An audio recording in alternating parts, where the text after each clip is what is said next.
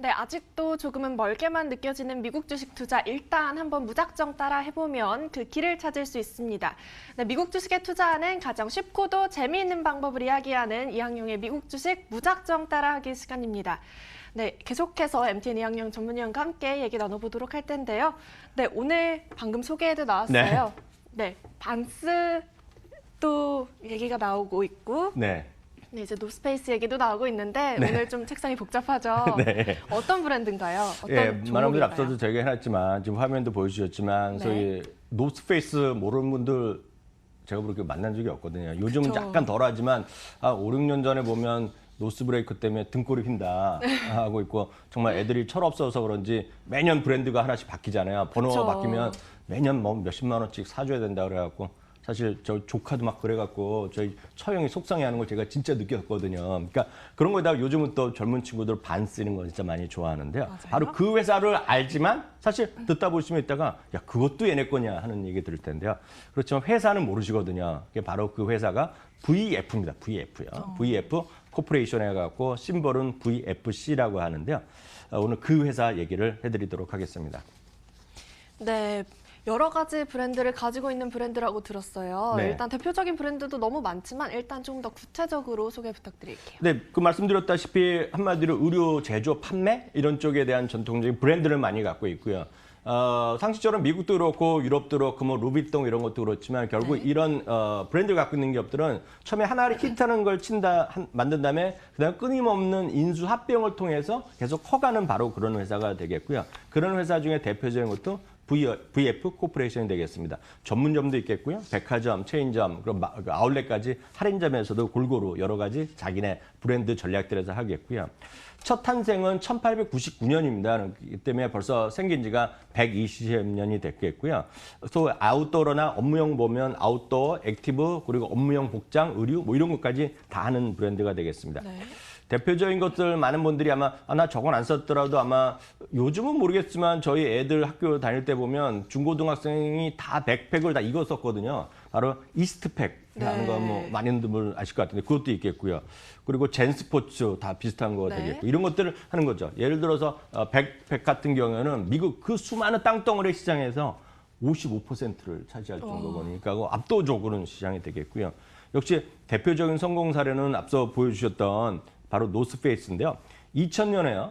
약 1년에 800억 정도의 적자를 나던 브랜드를 인수하면서 성공 스토리를 바꿔놓는다면 바로 이 VF 코퍼레이션이 커가는 아주 대표적인 됐죠. 그래서 미국에서는 이런 의류업체 중에서 인수합병 그런 과정 중에서는 최고로 대표적으로 성공 사례로 꼽히는 회사가 바로 VF 코퍼레이션. 이렇게 여러분들 늘 제가 이런 표현하면 그렇지만 여러분들이 엄청나게 돈을 갖다 줬거든요. 그렇죠. 네, 근데 돈을 갖다 줬지만 누가 갖고 왔는지를 모르는 그런 회사가 바로 VF 코퍼레이션이다라고 이해하시면 되겠습니다. 네, 근데 이제 노스페이스, 이스트팩, 잔스포츠 이런 뭐 키플링도 있고요. 보니까 너무 많은 브랜드들이 우리한테 익숙한 브랜드인데 최근에 또 반스가 대세잖아요. 네, 맞아요. 이 수많은 기업들 중에서 이 반스가 좀 이 VFC의 대표 브랜드로 꼽히는데 엄청 젊은 감각을 좀 가지고 있는 기업인가 봐요. 맞습니다. 그러니까 이 회사가 어떤 대주주나 경영인도 있지만 새로운 사람들이 어떤 브랜드 매니저들이 계속 나오면서 새로운 브랜드, 히트하는 브랜드 같은 거는 바로 사고 바로 또 지금 잘 안 된 것 같은 거 따로 팔기도 하고 그래서 말씀드렸다시피 우리가 에스테로드 할 때 보면 바비 브라운 그런 거 했잖아요. 바비 브라운도 생기자마자 1년 만에 그걸 인수한 거거든요. 그러니까 그런 만큼 감각 있는 사람들이 세상의 변화를 맞춰서 딱 인수 합병하는 것이 바로 이런 브랜드를 많이 갖고 있는 미국의 큰 회사들의 대표적인 사례라 보셔야 되겠고요. 역시 말씀드렸던 가장 유명한 것은 노스페이스가 되겠고요. 그 다음은 역시 이스트팩 정도 되겠고요. 또 하나는 이제 저희 애도 저희 딸도 다 컸지만 어렸을 때 이걸 많이 샀거든요. 키플링 같은 거 갖고 다니고 지금도 다 큰 애가 그 브리프 여행용 슈 가방 있지 않습니까? 그거를 저희 딸은 이걸 갖고 다니거든요. 저도 고등학교 3년 내내 키플링 가방 그러니까 그럼 키플링도 이렇게 사셨지만 투자를 하면 못했잖아요. 그러니까요. 근데 문제는 지금도 사신 분이 있을 거란 말이죠. 그렇게 이해하시면 되겠고요. 사실 반스 같은 거는 저는 이렇게 보고 있어요. 제가 반스를 엄청 좋아하는 거를 아는 애가 한 2명 있어요. 그중 하나 저희 아들이 있거든요. 아들이 이제 반스만 신어요. 또 툭한 반스 사는데 또 한 명은 어떤 친구가 있냐면 아마 여러분들 중에서도 젊은 분이나 보면 가끔 연예인 중에서도 보면 그런 거 있죠. 나이키 있죠. 나이키 사갖고 뭐 리세일해갖고 돈 버는 친구 네, 있죠. 네. 유명한 가수도 있는 것 같고 그러던데 잘 보시면 나이키 에어조단을 비롯해서 뭐 4 그런 거 요즘 난리 난 것 같은데 그런 것도 있고 수많은 그런 나이키의 프리미엄 브랜드 같은 경우 프리미엄 라인 같은 거 나오자마자 끝나잖아요. 그쵸. 근데 그거를 잘 보시기 바라. 저는 그 친구한테 제가 얘기를 직접 들었는데 자기도 그런 걸 산다는 거예요. 근데 문제는 여러분 잘 보시면 그걸 신고 다니는 친구도 못 봤다는 거예요. 너무나 아까워서. 그쵸. 그리고 그거를 한정 대부분이 파는데. 집에 모셔놓고 언젠가 다시 팔 마음도 있고 그냥 전시해 놓는 친구도 있다는 거죠.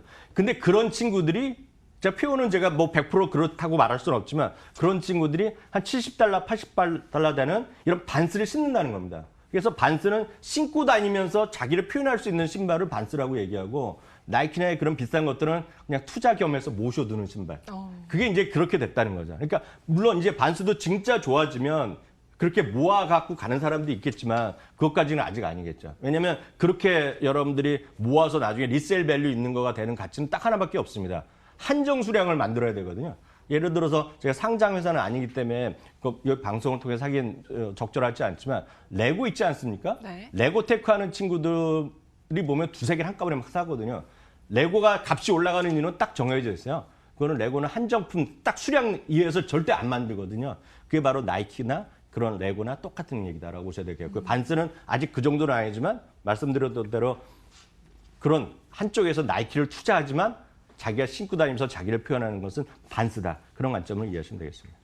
네, 반스의 경우에는 좀 가성비가 좋으면서도 개성을 표출할 수 있어서 인기인 것 같고 또 다른 브랜드들도 굉장히 젊은 감각을 가지고 있는 이 VFC에 들어가 있는 브랜드들이 많은데 이제 월가에서는 어떻게 보고 있는지 최근 뭐 실적이나 주가는 좀 어떤지 구체적인 얘기 좀 해볼게요. 전 늘 말씀드리지만 그 월가의 그 애널리스트들이나 뭐 이런 전문가들이 훨씬 더 자세히 보겠지만 일단 이런 소비 제품들은 여러분들의 눈높이에 정확히 맞춰서 시장 보시면 되겠는데요.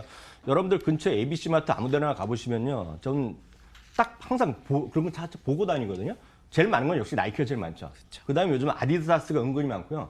그 중소 브랜드 중에서는 단용코 반스가 제일 많거든요. 네. 그게 바로 인기의 요인이 되겠고요. 그게 바로 그대로 주시장에 영향을 미칠 수밖에 없다고 보고 있습니다. 아웃도어라든가요. 액티브 시장에서 각각 13%랑 7%씩 말씀드렸다시피 우리 전 세계 GDP가 3, 4%니까 거기 4, 5배까지도 성장률이 높다는 거 보셔야 되겠고요. 물론 미국이라든가 캐나다, 중남미가 8에서 13%대 늘어나고 있고요.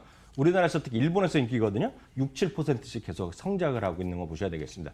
주가를 보시면 여러분 깜짝 놀라실 것 같습니다. 이 주가 한번 보여드리겠는데요. 이 주가는 나이키랑 똑같은 그림입니다. 그러니까 무슨 얘기냐면 여러분들이 돈을 쓰는 곳 아니면 여러분들이 안 쓰더라도 여러분들 자제분들 아니면 여러분들의 조카 아니면 여러분들의 뭐 유튜브 보신 분들은 뭐 남자친구 이런 거 많이 사잖아요. 네. 딱 거기에 주식은 답이 있지 차트 절대 답이 없습니다. 이 주식을 보면 연봉인데요. 월봉으로 나왔는데요.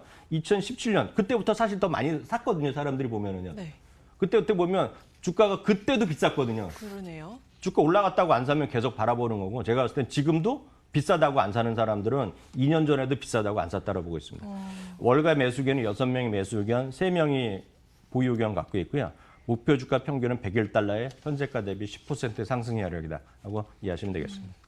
네, 이렇게 이 VF 코퍼레이션에 대한 뭐 차트도 봤고 월가의 투자 의견 다 봤는데 저희가 항상 이제 매일매일의 종목들에 대해서 이런 정보들을 알려주시잖아요. 네네. 근데 이런 월가의 투자 의견을 항상 짚어주시는데 이걸 얼마나 신뢰할 만한 정보인지 신뢰할 만한이라기보다는 투자에 얼만큼 반영할 수 있는 정보인지 좀 궁금해졌어요. 근데 이거는 제가 진짜 매번 기회할 때마다 제가 진심을 담아서 말씀드리는데요.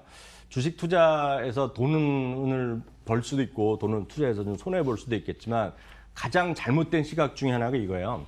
애널리스트 의견과 반대로 해야 된다라거나 애널리스트 의견을 믿을 수 없다는 얘기를 하는데 제가 이제 애널리스트 출신으로 제가 진솔하게 말씀드리면 뭐 100% 제가 거기에 맞다트리다가 말할 수는 없으나 한국과 다른 나라와는 약간 성향이 다를 수밖에 없습니다. 왜냐하면 저도 애널리스트 출신하고 뭐 욕도 먹어보고 칭찬도 받아봤지만 한국에서는 나쁘다는 얘기를 못 씁니다.